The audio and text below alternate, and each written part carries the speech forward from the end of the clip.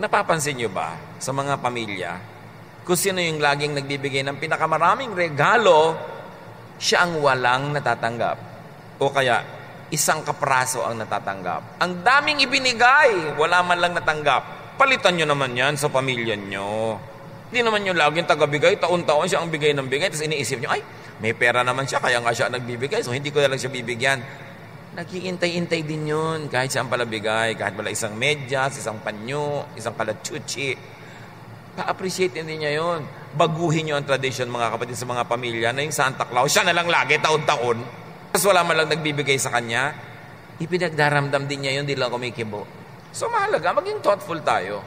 Hindi yung, huy, meron naman siya, huwag din nating bigyan. Ganon tayo eh, mayaman naman yan, huwag din nating bigyan.